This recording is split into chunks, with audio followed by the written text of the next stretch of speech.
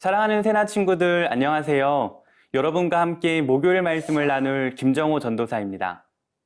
여러분은 아침 식사를 하나요?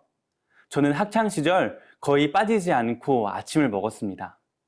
아침이 되면 어머니가 식사를 준비하시고 저를 부르셨습니다. 그러면 식탁에 앉아 든든히 식사를 하고 학교에 갔지요. 그런데 성인이 되고 집을 나와 혼자 살게 되면서 아침을 준비하고 차려 먹는 것이 얼마나 힘들고 번거로운 일인지 알게 되었습니다. 매일 아침마다 먼저 일어나셔서 식사를 준비하신 어머니의 손길이 얼마나 소중하고 감사한 일이었는지 그때 알게 되었습니다. 오늘 말씀 속에는 변함없는 사랑을 부어주시는 하나님의 소중함을 잃어버린 한 사람이 등장합니다. 그를 보며 거울 삼아서 우리를 돌아보고 하나님을 향한 감사를 회복하는 하루가 되기를 소망합니다. 오늘 말씀의 주제는 내가 뭐라고입니다. 오늘의 말씀은 욥기 7장 11절에서 21절입니다. 그러므로 내가 입을 다물지 못하겠습니다. 내 영이 이렇게 고통을 받으면서 말하고 내 영혼이 이렇게 쓰라려 하면서 원망할 것입니다. 내가 바다입니까? 아니면 바다의 괴물입니까? 주께서 왜 나를 감시하십니까? 내 침대가 나를 편하게 해주겠지, 내 보금자리가 내 원망을 받아주겠지라고 하면 주께서는 꿈속에서 두렵게 하시고 환상으로 무섭게 하십니다. 내 영혼이 차라리 질식해서 죽는 게 이런 몸으로 사는 것보다 낫다 싶습니다. 나는 사는 게 싫습니다. 영원히 살 것도 아닌데 나를 혼자 내버려 두소서. 내 인생이 허무하기 짝이 없습니다. 사람이 무엇인데 주께서 그를 크게 생각하시고 그에게 그렇게 많은 관심을 쏟으십니까? 왜 그렇게 아침마다 감시하시고 순간마다 시험하십니까? 주께서 언제까지 나를 떠나지 않으시겠습니까? 침을 꼴깍 삼키는 동안만이라도 나를 가만히 내버려 두지 않으시겠습니까? 오, 사람을 감시하시는 분이여, 내가 죄를 지었다 해도 그것이 주께 무슨 일이 되겠습니까? 주께서 왜 나를 관역으로 삼으셔서 내가 내 자신에게 짐이 되게 하십니까? 주는 왜 내 허물을 용서하지 않으시고 내 죄를 없애주지 않으십니까? 이제 내가 흙먼지 속에 누울 것입니다. 주께서 아침에 나를 찾으셔도 내가 더는 없을 것입니다. 멈추지 않는 고통 가운데 욥은 계속해서 하나님께 한탄하며 원망합니다. 11절 말씀을 읽겠습니다. 그러므로 내가 입을 다물지 못하겠습니다. 내 영이 이렇게 고통을 받으면서 말하고 내 영혼이 이렇게 쓰라려 하면서 원망할 것입니다. 자신에게 닥친 고난으로 인해 이제 자신의 영혼마저 고통을 받고 있다며 하나님을 원망합니다. 욥은 그 고통 가운데 하나님께서 자신과 함께 하심을 느낍니다. 그런데 하나님께서 함께 하심이 관심이 아니라 자신을 감시하는 것처럼 느껴진다고 말합니다. 잠을 통해 잠시라도 고통을 잊고 싶어도 꿈속에까지 나타나셔서 자신을 두렵게 하신다며 하나님을 원망합니다. 결국 욥은 이런 고통 속에서 계속 사느니 죽는 것을 선택하겠다고 자신을 놓아달라고 하나님께 말합니다. 저는 어렸을 때 이마가 찢어졌던 일이 있었습니다. 너무 아파서 울면서 부모님과 병원에 갔습니다.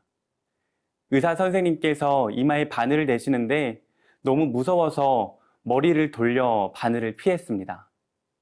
부모님은 제가 머리를 움직이지 못하도록 저의 머리를 손으로 붙잡으셨습니다. 저는 울면서 저의 머리를 붙잡고 있는 부모님을 원망했습니다. 빨리 이 두려움을 해결하고 싶은데 그렇지 않게 막고 있는 부모님이 원망스러웠습니다.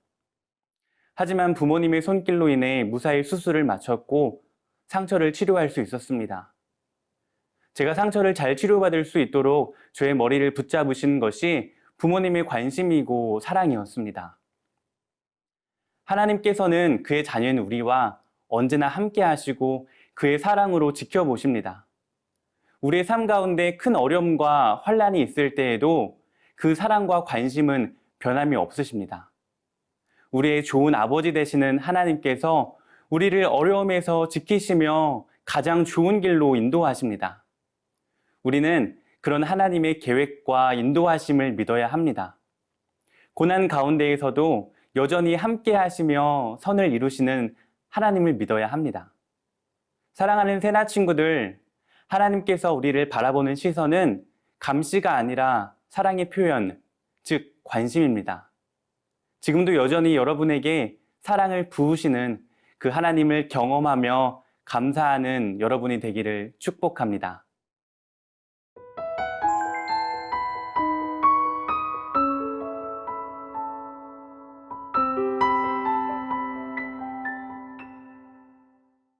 욥은 심한 고통 가운데 자신이 무엇이길래 하나님께서 이렇게 관심을 주시냐며 원망합니다.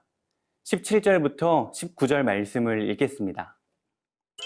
사람이 무엇인데 주께서 그를 크게 생각하시고 그에게 그렇게 많은 관심을 쏟으십니까?